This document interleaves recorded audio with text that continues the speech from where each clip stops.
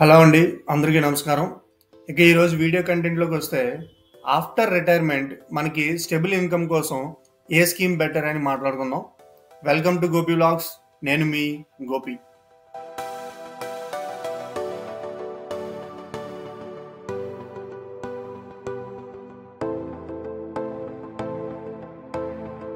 మనందరికీ రిటైర్మెంట్ తర్వాత కూడా ఫైనాన్షియల్ సెక్యూరిటీ అనేది అవసరం. దానికోసం సరైన ఇన్వెస్ట్మెంట్ టూల్ని ఎంచుకోవడం చాలా ముఖ్యం. ఈరోజు మనం అలాంటి 3 ముఖ్యమైన టూల్స్ చూద్దాం.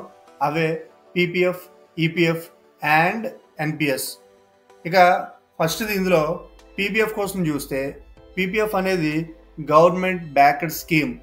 ఇందులో పెట్టుబడి చాలా సేఫ్ అనమాట. ఇన్వెస్ట్మెంట్ సేఫ్, రిటర్న్స్ ఫిక్స్డ్గా ఉంటాయి. సుమారు 7 to 8% మనకి రిటర్న్స్ వస్తాయి. ఇది పూర్తిగా ట్యాక్స్ ఫ్రీ, కానీ 15 years లాక్ ఇన్ ఉంటుంది. రిస్క్ వద్దు, లాంగ్ టర్మ్ సేవింగ్స్ కావాలనుకునే వాళ్ళకి ఇది చాలా బెస్ట్ ఆప్షన్ అనమాట. అండ్ నెక్స్ట్ ఈపీఎఫ్ చూసాం అనుకోండి. ఈపీఎఫ్ అనేది ఉద్యోగస్తులకు కంపల్సరీ, అంటే ఎంప్లాయీస్కి కంపల్సరీ. ఇక్కడ ఎంప్లాయీ 12% కాంట్రిబ్యూట్ చేస్తే ఎంప్లాయర్ కూడా 12% కాంట్రిబ్యూట్ చేస్తారు. అంటే ఏదైనా కంపెనీలో ఒక శాలరీ కోసం వర్క్ చేస్తున్న పర్సన్ వాళ్ళ బేసిక్ శాలరీ నుంచి 12% కాంట్రిబ్యూట్ చేస్తే అంతే 12% కాంట్రిబ్యూషన్ కంపెనీ కూడా చేస్తుంది అనమాట. అంటే 24%ని మనం కాంట్రిబ్యూట్ చేస్తున్నట్లు లెక్క. రిటర్న్స్ కూడా సుమారుగా 8% వస్తుంది. 5 సంవత్సరాల తర్వాత విత్డ్రాల్స్ అనేవి ట్యాక్స్ ఫ్రీ ఉంటాయి. ఇది శాలరీస్ ఉన్న వారికి ఒక స్ట్రాంగ్ రిటైర్మెంట్ బేస్ అని మనం చెప్పుకోవచ్చు. అండ్ నెక్స్ట్ ఎన్పిఎస్ అనేది మార్కెట్ లింక్డ్ స్కీమ్. అంటే రిటర్న్స్ ఎక్కువగా రావచ్చు, కానీ కొంత రిస్క్ కూడా ఉంటుంది. దీని మెయిన్ పర్పస్ రిటైర్మెంట్ కార్పస్ని బిల్డ్ చేయడం.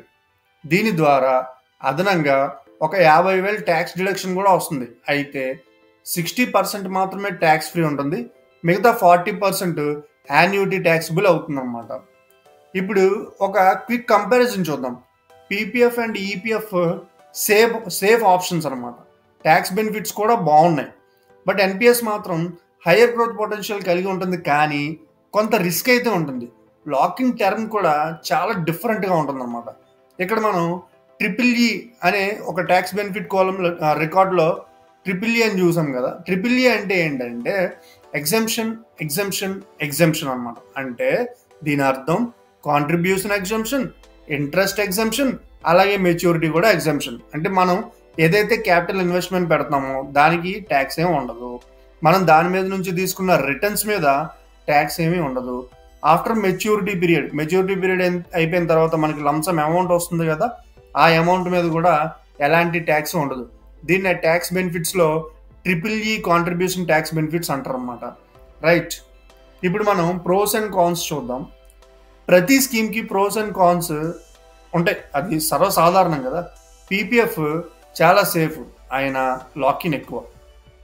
ఈపీఎఫ్ స్టడీ రిటర్న్స్ ఇస్తుంది, కానీ అది శాలరీడ్ పర్సన్స్కి మాత్రమే, అంటే ఎంప్లాయీస్కి మాత్రమే. ఎన్పిఎస్ అనేది రిటర్న్స్ ఎక్కువ, కానీ రిటైర్మెంట్ వరకు లాక్ ఇన్ పీరియడ్ అనేది ఉంటుందన్నమాట. అవి ఇందులో ప్రోస్ అండ్ కాన్స్. ఇక ఫైనల్ టేక్అవే ఏంటంటే, మనం ఒక స్కీమ్ మీద ఆధారపడకూడదు. ఈజీగా ఈపీఎఫ్ బేస్గా, పీపీఎఫ్ని సేఫ్ సేవింగ్స్గా, ఎన్పిఎస్ని గ్రోత్ కోసం కలిపి యూజ్ చేస్తే రిటైర్మెంట్ ప్లానింగ్ చాలా బ్యాలెన్స్డ్గా ఉంటుందన్నమాట. రిటైర్మెంట్ ప్లానింగ్ అనేది ఒక ప్రయాణం. త్వరగా మొదలు పెట్టండి, కన్సిస్టెన్సీతో కొనసాగండి, హ్యాపీగా ఉండండి, మంచి సేవింగ్స్ క్రియేట్ చేసుకోండి. ఇలాంటి ఇన్ఫర్మేటివ్ వీడియోస్ కోసం మన గోపి వ్లాగ్స్ని ఇప్పుడే సబ్స్క్రైబ్ చేయండి, లైక్ చేయండి. ఈ సమాచారం మీకు నచ్చితే మీ ఫ్రెండ్స్ అండ్ ఫ్యామిలీ మెంబర్స్తో షేర్ చేయండి. మరి మీరే చెప్పండి, ఏది బెటరు, ఈపీఎఫ్ఆ, పీపీఎఫ్ఆ లేదా ఎన్పిఎస్ఆ? ఇప్పుడే కామెంట్ చేయండి, నేను క్యాచ్ చేస్తాను.